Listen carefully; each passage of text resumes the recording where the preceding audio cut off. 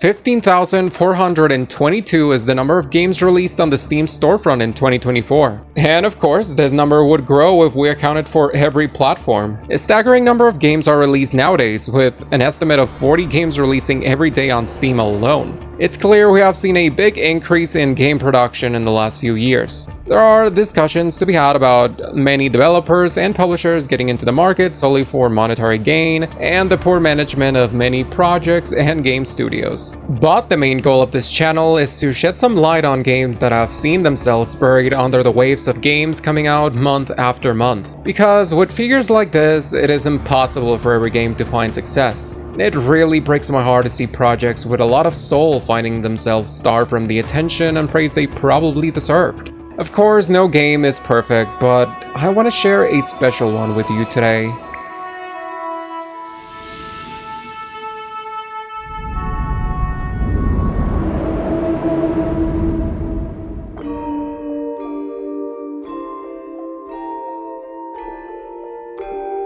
Hauntii was released on the 23rd of May 2024, but it caught my eye since the very first trailer back in 2022, and I was fortunate enough to have it being released on Game Pass. It continues to be in the service to this very day, so there is an easy way to give it a try. But first, what is Hauntii?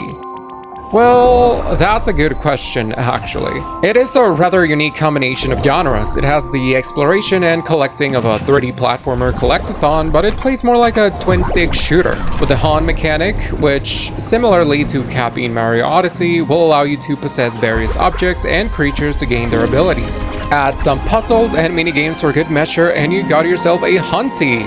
But of course, that is only a superficial description. There is more to what makes Hauntii special. It all begins with light bursting from a planet.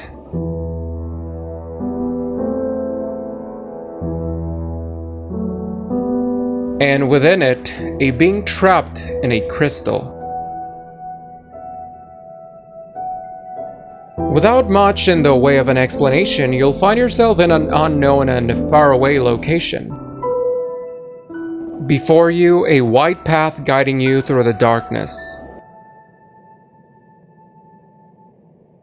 Here you'll meet a sign made to welcome new souls wandering from the vast plains. In other words, you died and now you're here, without having a clue of what's going on exactly.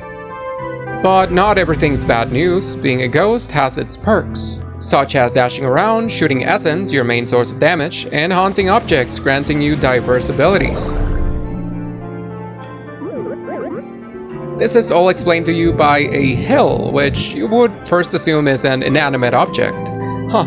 I guess there's more life to this place than meets the eye. Hills themselves may not grant you any special abilities past shaking and dropping some triangles, but along your journey you'll be able to haunt things like a centipede who deals damage by dashing around, a wrecking ball destroying anything in its path, a turret to give you more damage and shoot down enemies. You can be a tree.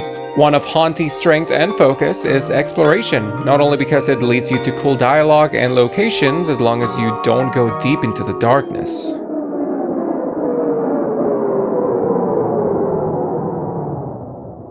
But because, as I mentioned before, it sort of plays like a collectathon. Circling back to the rectangles, that'll be the main form of currency in this game, mainly used to buy cute hats sold at stores scattered around the world to customize your ghost. There even are animated ones, but beware, you'll lose a portion of your triangles every time you die, so better be careful. This game is no walk in the park sometimes. You can also expect to find purple flames required to perform special actions with certain haunted objects and creatures. Oh hey, it's the pea shooter. And on top of that, there will be different collectibles depending on the zone of the map you're in, such as leaves, coins, oracles. See, Hauntii isn't really an open world game. The map is split into different sections, all interconnected by portals. The zones vary in size, but all of them are open-ended, enabling and facilitating exploration, as well as housing the main collectible of the game, stars.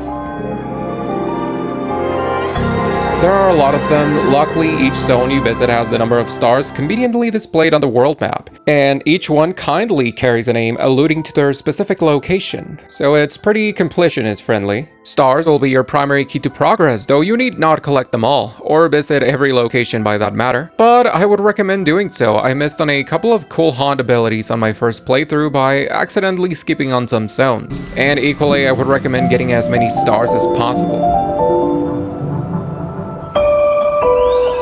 With stars, you'll form constellations, and with enough, upgrade your abilities by piecing together the shapes in the sky. You'll be able to shoot essence for longer, have access to more dashes, and have a bigger health pool and thus more room for error. While you can surpass all dangers with pro gamer skills, these upgrades assist you greatly on the more challenging sections of the game, especially if you're looking to 100% it, which I've not done yet. I'm working on it. Of course, not everything is about collecting, shooting enemies, or beating minigames. It'll be slower, more contemplative moments where all you need to do is take in the view of the otherworldly landscapes. And it's quite the view. One of Hauntie's strengths, as you already noticed, is its audio-visual presentation. No matter where you go, you're guaranteed to see something enchanting, accompanied by a beautiful melody. The monochromatic style present in most areas really accentuates the strange and mystical nature of Eternity. I love the hand-drawn style this game has. With the use of its line boiling and some of its animated cutscenes, it gives the game such a distinct look and personality. On top of the detail-rich environments and cute character designs, Hauntii oozes charm, but beauty extends past its visuals. Shortly after your arrival to Eternity, you'll meet what looks to be a white angel who'll save you from peril and usher you through this unknown world, guiding you to ascension.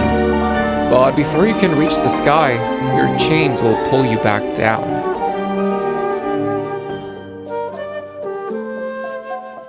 I won't go deep into spoilers since I want people to play Hauntii, but turns out that the angel-looking figures are called Eternians, and they seem to not be liked by the other inhabitants of Eternity, some even treating them as enemies. Eternians speak in a different language, which yes, has already been deciphered, but I won't steal the fun of discovery from you. To find out more, you'll form all constellations, creating crystals that'll reveal more about what could have been your past life. It may not happen to everybody, but this game got me emotional at some points. I guess is the relatability of some of the ideas and moments in the game.